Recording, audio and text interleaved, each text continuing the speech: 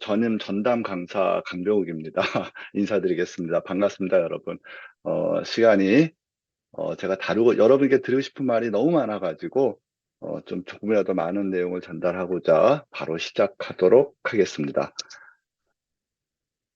네, 지금, 지금 요 화면은, 2019년 아메이 창립 60주년 기념 글로벌 행사 때 사진이에요. 이때 저희 공동 창업자, 스티븐 벤 앤델의 아들이신 제이 벤 앤델께서 이런 연설을 하셨어요. 유산은 변하지 않습니다. 사람이 희망입니다. 파트너십이 희망입니다. 미래가 기회입니다. 네, 여기서 어, 오늘 제가 말씀드린 것은 도대체 여기서 이분이 말씀하신 유산은 변하지 않습니다. 요 유산이 무언가를 좀 말씀드리고 싶어요. 아무래도 말씀드리고 싶은데 그런 거겠죠. 뭐 아마 이분이 말씀하신 유산이라는 게 재산을 얘기하는 것 같지는 않아요. 왜냐하면 재산은 변하잖아요. 근데 뭔가 아메이가 변하지 않고 창립 이후 60년간 지켜왔던 그 유산은 변하지 않습니다라고 얘기를 하고 있어요. 그래서 오늘 이 시간을 통해서 아메이가 무엇을 지키려고 하는지, 무엇을 지켜왔는지, 무엇을 앞으로도 계속 지키고자 하는지를 창업자의 창업 정신을 통해서 이해할 수 있다면은, 이 시간에 여러분들에게, 제가 이렇게 준비한 보람을, 제가 느낄 수 있을 것 같아요. 어쨌든 기업의 창업 이념이라는 것은 저 그렇게 생각해요. 기업이 크죠. 어떻게 보면 하나의 이념이라는 것은 조직도 아니고, 그다음에 재산도, 회사의 자산도 아니고, 인적 자본도 아니고, 물적 자본도 아니고, 그야말로 정신이에요. 작을 수 있어요. 그렇지만은 그 작은 게 어떤 이 큰 배의 방향을 움직이는 방향타와 같은 거라고 생각을 합니다. 네, 그래서 각설하고 도대체 아메의 창업자는 아메를 어떤 생각으로 만들었는지 그 창업 정신을 좀 살펴보는 시간을 갖고자 해요. 네, 이분이 공동 창업자인 리치 디보스의 어린 시절 사진이에요. 똘망똘망한 게 굉장히 귀엽습니다. 네. 이분은 1926년 출생했어요. 근데 왜 출생 연일을 밝혔는가 하면은 미국의 경제 대공황이 1929년에 일어났다는 걸 말씀드리고 싶어요. 실제로 책에 그런 내용이 나와 있어요. 대공황 시기에 나는 어린 시절을 보냈다. 아버지는 주식시장이 붕괴될 무렵 수입이 한 푼도 없었다. 아마 3살 이후에 벌어진 일인 것 같아요. 아마 3살에서 초등학교 때까지, 그때까지 어, 경제 대공황이라는 어려움을 겪었는데 잠깐 이분이 살아온 시대적 배경을 좀 이렇게 설명드리고 싶어요. 요 표가 뭔가 하면은 JP 모건의 그러니까 주가 종합 지수를 이렇게 나타난 건데 보면은 어떻게 되는 거예요? 여기에 1929년부터 1939년까지 경제 대공황이 일어났어요. 근데 이분이 태어나신 건 1926년이고, 자, 그 다음에, 뒤에 말씀드리겠지만, 1959년에 아메 회사를 창업했어요. 그러니까 2019년이 60주년이 되는 거죠. 이때 어떤 건가 하면은, 전후 대부흥기예요. 어떻게 보면은 이분의 생애는 자본주의의 가장 어려웠던 시기, 경제 대공황, 그 다음에 자본주의의 빛나는 저력을 받던 전후 부흥 시기를 동시에 겪은 분이에요. 조금 설명드리자면은, 네, 경제대공황 너무 유명하죠. 자격증을 3개나 갖고 있고 3개 국어를 하는 사람도 실업자예요. 많은 사람들이 이와 같이 무료 급식소에서 식사를 해결해야 됐고, 많은 가정들이 붕괴하는 그런 어려운 시기였어요. 지금 보는 이 사진은 뭐 어디 아프리카 난민 그런 사진이 아니고, 그 당시 갑작스럽게 집을 잃어버린 사람들이 도시 외곽에 우리로 말하면 판자촌이에요. 판자촌 짓고 살았던 사람들의 생활 모습이에요. 도저히 오늘의 강국인 미국의 모습을 상상할 수 없는 정말 어떻게, 좀 아프리카 얘기를 해서 좀 미안한데, 아프리카의 그 어떤 가난한 나라의 모습을 보는 것 같아요. 잠깐 미리 스포일러를 하자면은, 여기 요 아이가 입고 있는 옷과, 요 아이가 입고 있는 옷이, 여기 또 재미있는 사연이 있어요. 뒤에 설명드리겠습니다. 아무튼 너무너무 어려웠던 시기였어요. 저는 이 시기를 보는 이 어려웠던 시기를 보는 창업자는 아마 이런 경험을 했기 때문에 15페이지에 나와 있는 이런 고백을 할 수 있다고 생각해요. 자본가는 자기 자신뿐만 아니라 자기에 의존하는 많은 사람들에게 물질적인 행복을 주려는 데 있다. 그러면서 물질 또는 물질주의란 말에 주저할 필요 없다. 물질은 지구상의 인간들을 먹이고 입히는 중요한 것이라는 말씀을 하십니다. 여기 노란색으로 한 거 있는데 물질적 행복인데 우리가 아메이 사업을 이해하는데 아메이 창업 정신을 이해하는데 요 물질적인 행복을 잘 이해하는 게 중요해요. 그래서 제가 요 물질적인 행복은 특별히 따로 노란색으로 이렇게 키워드로 남겨놨습니다. 네.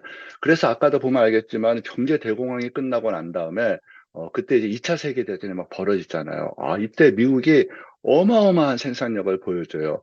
여러분 가위바위보 게임에서 필승법 아세요? 예. 뭐 여러 가지 게 있는데 뭐 이렇게 하는 게 아니고 자, 사탕 하나 내게 해요. 졌어요. 그다음 몇 개 내게 해요. 2개 내게 해요. 또 졌어요. 그다음에는 4개 걸고 해요. 또 졌어요. 8개 걸고 해요. 언제까지? 이길 때까지. 어떻게 보면 미국이 2차 세계대전 때 쓴 전략이 그거였어요. 이게 지금 다 배인데 이 배가 뭔가 하면은 그 독일이 유보트로 대륙 봉쇄를 했잖아요. 전쟁 물자를 못 나르게. 그때 미국이 쓴 전략을 진짜 단순 무식했어요. 한 대 부셔, 2대 보낼 거야. 2대 부셔, 4대 보낼 거야. 4대 부셔, 8척의 수송선을 보낼 거야. 실제로 그랬어요. 그래서 당시 미국 유보트 승무원들의 말을 따르면 기록에 따르면 24시간 잠도 안 자고 출동하는데 워낙 많은 배가 오니까 막을 수가 없었던 거예요. 이 정도로 어마어마한 생산력을 갖고 있었고, 네, 또 우리가 2차 세전이 끝난 다음에 우리 스탈린이 욕심을 부렸죠. 베들린 먹으려고. 베들린 못 가. 그러니까 어떻게 돼? 미국이 야, 폭격기들 다 모여 해갖고 세계에서 역사상 가장 아름다운 폭격 작전이란 베들린 공수작전을 벌입니다. 막 물자를 뿌리는 거예요. 폭탄처럼. 얼마나 많이 뿌려대는가 하면 먹고 남는 건 베들린시 전체 시민을 먹고 먹여 사는 건 당연하고 이제 그 뭐냐 부활절이라고 해가지고 잔치 음식까지 보내줘요. 파티 음식까지 보내줘요. 스탈린이 경악을 합니다. 야, 쟤네랑 붙으면 진짜 큰일 나겠다. 그래서 베들린 봉쇄를 풀고 부랴부랴 핵폭탄 개발에 이렇게 전념해가지고, 그해, 이제 핵폭탄의 소련을 갖게 되는. 아무튼 미국이 이렇게 생산 물자가 생산력이 어마무시했어요.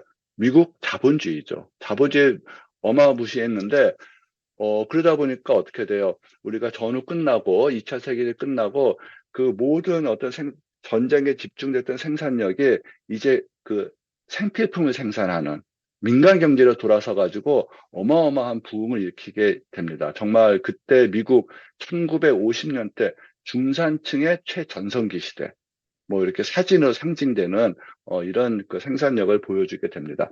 가장 그 극적인 것이 중국이에요. 중국이 정말 못 살다가 어떻게 돼요? 사회주의 경제 체제를 유지하다가 자본주의 경제 체제를 도입하는 순간 급격하게 생산력이 증대하는 것을 볼 수가 있습니다. 자, 그러면서 우리 창업자 리치 디버스는 그런 말을 해요. 수많은 대학 교수들이나 미국의 칼럼니스트들이 자본주의의 막강한 힘과 성공의 신뢰를 나는 봤는데, 여러분들도 봤는데, 누구나 다 봤는데, 왜 이걸 인정하려 들지 않을까? 그런 어떤 한탄을 합니다. 그러면서 세상에 많은 사람들이 자본주의를 환영하고 그 혜택을 누리는 반면, 아직도 많은 사람들이 자본주의 폐단에 난색을 표하며 실패 사례만, 왜 안 되는 것만 봤을까? 자본주의가 다 좋은 건 아니잖아요. 경제 대공이라는 어두운 그림자도 있었고, 또 자본주의 형성 초기에 굉장히 그 피도 눈물도 없는, 여러분들도 실제로 자본가 그러면은 뭔가 이렇게 후덕한 인상이라기보다도 지금 사진에서 보는 것처럼 뭔지 바늘로 찔러도 피도 안 날 것 같은 이런 이미지가 자본가 이미지잖아요. 뭐 그런 건 있었어요. 그러나 역사적으로 경험한 자본주의에 좋은 점이 있었다. 좋은 점이 있었다 했는데 어쨌든 그래요. 그래서 이분이 어떤 자본주의의 어떤 약점을 보다 그분 사업가의 입장에서 강화하기 위해서 더불어 사는 자본주의라는 어떤 그 실천 개념을 만들어내요. 그러면서 이거를 막 강당에서 얘기하는데 어떻게 돼요? 거기 보면 굉장히 좀 싸늘한 분위기죠. 학생 하나가 딱 비꼬듯이 에이, 더불어 산다는 말을 하고 자본주의가 그 서로 모순되는 말입니다. 심지어 교수는 동정심이 많은 자본가는 성공할 수 없다. 사진에서 보는 것처럼 피도 눈물도 없이 냉철한 인간들만 성공할 수 있다라고 면전에 대고 강조했대요. 그러나 리치 디버스 창업자께서는 그에 대해서 나는 동정심이 없이는 자본주의도 없다라고 응수했다고 합니다. 동정심, 영어로 컴패션인데 왜 영어로 썼는가 하면 저 영어 못해요. 그럼에도 불구하고 이 컴패션이라고 하는 단어가 주는 독특한 어떤 그 개념과 어감이 있는데 우리나라 말로 번역할 때는 뭐 동정심, 그다음에 뭐 긍휼, 뭐 이렇게 번역이 돼서 뭔가 그 뜻이 충분히 전달이 안 돼서 좀 요렇게 못하는 영어지만은 조금 해봤어요. 그러니까 뭔가 하면은 그 컴패션이라는 것 자체가 고통을 컴 그다음 고통을 함께 느낄 수 있는 그런 능력이라고 해요. 그래서 컴패션이라는 것은 한마디로 뭔가 하면은 타인의 고통을 이해하는 능력. 그다음에 이제 컴패셔네이트 하면은 뭐 인정만 이렇게 번역이 되는데 아까 제가 물질적 행복이라 했잖아요. 자본가는 나와 내 주변의 사람들에게 물질적 행복을 누릴 수 있도록 애쓰는 사람들이다라고 해요. 근데 우리 창업자가 아메이가 생각하는 물질적 행복은 좀 달라요. 이건 뭔가 하면 거기 위에 표에 봤듯이 우리가 뭔가 하면은 그런 거예요.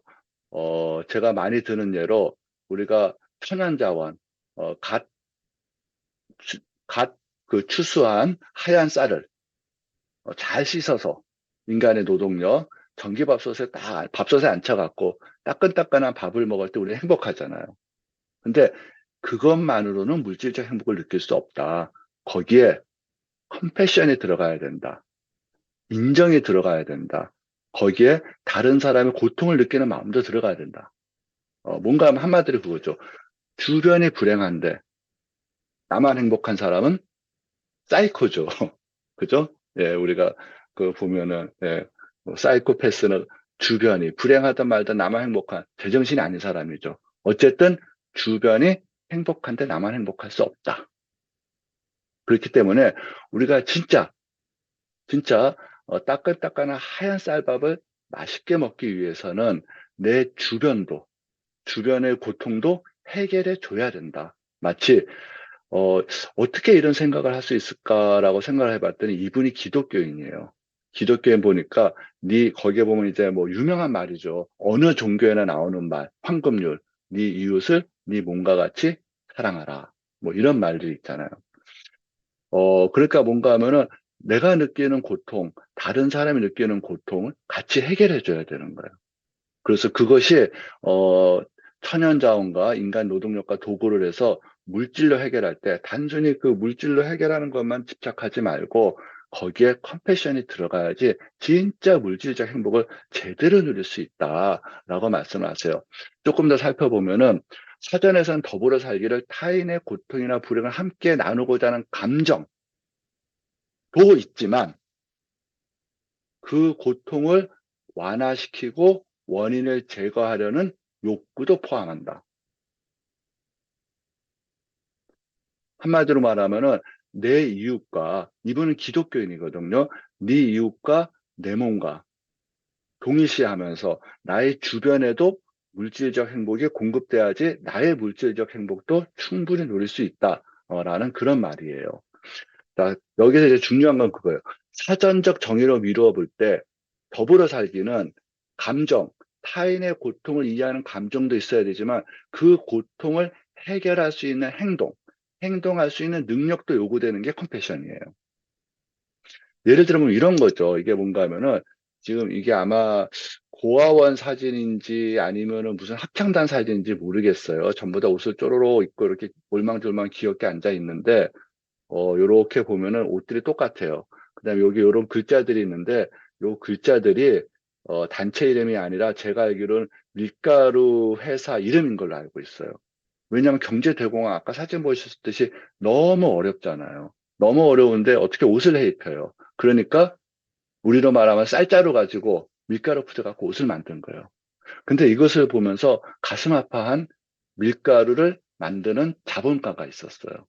그 자본가가 한 일이 뭔가 하면은 밀가루 푸대를 요거 이제 흑백이지만 요 밑에 뭐 컬러 있잖아요. 요렇게 알록달록한 꽃무늬 컬러로 밀가루 푸대를 만들어요. 그리고 거기에 그걸로 끝나는 게 아니라 여기에 인쇄한 요 잉크들 있잖아요. 요 잉크들은 뭔가 하면 잉크들을 어떻게 뭐 잘 특수하게 만들어 가지고 이 밀가루를 다 먹고 푸대를 빨래하면은, 세탁하면은 요 글자들이 지워지게 인쇄한 거예요. 그러니까 밀가루 푸대 다 먹고 이거를 잘 세탁을 하면은 옷감이 생기는 거예요. 그래서 이렇게 꽃무늬 옷들을 입는 이런 생각을 하는 거는 이런 마음이 있기 때문에 그런 거예요. 더불어 사는 자본가들은 컴패셔네이트 캐피탈리스트들은 이익을 창출하가 하지만 밀가루 팔아야죠. 이익을 창출하고자 하지만 그들은 많은 사람들의 이익과 자연보호를 우선적으로 생각할 때 진정한 이익이 생긴다라고 믿는 사람이다. 진정한 물질적 행복을 누릴 수 있다고 믿는 사람들이다. 그러면서 밑에 인간과 자연을 희생하면서 얻어진 이익은 결코 참된 이익이 아니다. 이러한 이익은 흑자가 아니라 적자로 기록돼야 된다. 그러니까 더불어 사는 자본가들의 회계장부는 다른 거예요. 그러니까 이런 일을 할 수가 있는 거예요. 정말 1950년, 60년대 그 시대 때 벌써 환경보호를 생각했어요. 여러분들 조금 나이 드신 분들은 1980년대, 1990년대 얼마나 환경에 대해서 기업들이 생각했나를 되살펴 보시기 바래요. 우리가 환경적인 제품을 만든다는 것은 그만큼 원가가 더 든다는 거예요. 그러나 진짜 이익은 예, 인간과 자연을 희생하면서 얻어진 이익은 절대로 참된 이익이 아니다. 이거는 적자다. 라는 그런 생각을 갖고 있기 때문에 이미 1989년도에 유엔 환경 프로그램상을 수상할 수 있을 정도로 그런 어떤 마인드를 가지고 제품을 만들고 그런 마인드를 갖고 사업을 창업하셨던 거예요. 여기에 보면 그런 거 있잖아요. 뭔가 볼까 어디 있을까요? 뭔가 하면 이렇게 자연을 생각하는 기업이 사람을 생각하지 않는다라는 것은 생각하기 어렵죠. 네. 요것도 설명드리고 싶지만 요건 그냥 넘어가겠습니다. 그러면서 이분이 그런 얘기를 해요. 자본주의가 위대한 것은 소수의 사람들을 백만장자로 만들어주기 때문이 아니고 수많은 사람들로 하여금 그들이 원하는 것을 하도록 도와주기 때문이다. 네. 그런데 어떻게 원하는 것들을 할 수 있을까? 이분은 그렇게 생각했어요. 자신의 사업을 갖는 것이 개인의 자유와 가족의 경제적 미래를 보장해 줄 수 있는 최상의 방법이라고 믿었어요. 실제로 그것을 입증한 학자도 있어요. 여기 보면은 고대로부터 2100년이라고 있잖아요. 피케티라고 하는 제가 프랑스 경제학자를 알고 있었는데 하여튼 유사일의 모든 경제 서적들을 다 분석을 했어요. 그랬더니 항상 자본 수익률이 경제 성장률보다 높더라. 말 그대로 자신의 사업을 갖는 것이 자신의 자본을 갖고 수익을 내는 것이 개인의 자유와 가족의 경제적 미래를 보장해 줄 수 있는 최상의 방법이라는 거예요. 근데 문제는 아무나 사업을 할 수 있냐라는 거죠. 아무나 사업을 할 수 있냐라고 하는데 창업자는 그런 고백을 해요. 뭔가 하면은 남녀노소 할 것 없이 모든 인간은 인간으로서 가치와 존엄성과 자신만의 잠재력을 가지고 있다. 모든 인간은 잠재력이 있다. 그렇기 때문에 우리는 우리 자신을 위해서나 다른 사람들을 위해 원대한 꿈을 가질 수 있다고 고백을 해요. 여러분들이 이제 아미의 사업을 하게 되면 참 많이 듣는 소리가 그건 걸 거예요. 여러분, 저 같은 사람 됐어요. 그러니 여러분도 할 수 있습니다. 와이남미. 나도 할 수 있는데 왜 여러분 못 하겠어요? 그런 말이 이런 어떤 그 생각의 배경에서 나온 거라고 생각해요. 어떤 이런 창업자의 창업 정신을 이해했기 때문에 그 다음에 그것을 실제로 경험해봤고 실제로 그것을 확인했기 때문에 나도 할 수 있으니 여러분도 할 수 있습니다. 누구나 할 수 있는 사업입니다. 왜? 인간은 인간으로서 가치와 존엄성과 자신만의 잠재력을 갖고 있다. 예, 이런 얘기를 할 수 있는 것은 이분이 기독교인이기 때문에 이런 고백을 할 수 있다고 저는 생각을 해요. 이분은 고등학교, 대학교 전부 다 기독교 계통의 학교를 나왔어요. 그래서 실제로 저는 더불어 사는 자본주의라는 책을 한 줄로 요약한다고 그러면은, 요 동그라미 요렇게 요약하고 싶어요. 사람에 대한 믿음, 어떤 믿음? 누구나 잠재력을 갖고 있다. 누구나. 그래서 그 잠재력이 개발되기만 하면은 나와 너의 가난을 해결할 수 있다. 세상의 가난을 해결할 수 있다. 어, 그 그거를 여러분들이 좀 잊지 않도록 기억해 주십사 하고 쓴 책이 이 책이 아닐까라고 생각해요. 그래서 지금 요 사진이 바로 리치 디보스 창업자분의 사진인데 저는 사람들이 지닌 개개인의 재능을 발휘해 그들의 잠재력을 일깨우도록 평생을 노력했다라고 당당하게 고백할 수 있었던 거예요. 나도 할 수 있으니 너도 할 수 있습니다. 우리는 누구나 할 수 있는 사업입니다. 그런 사업을 제가 만들었어요. 그래서 이분이 그들의 잠재력을 일깨우도록 평생을 노력했다 고백할 수 있는 거예요. 지금 이 화면에 나와 있는 사진들은 네, 다 미국 대통령이죠. 또 그다음에 전부 다 아메이 회원들인 ABO 넘버를 갖고 있던 분들이에요.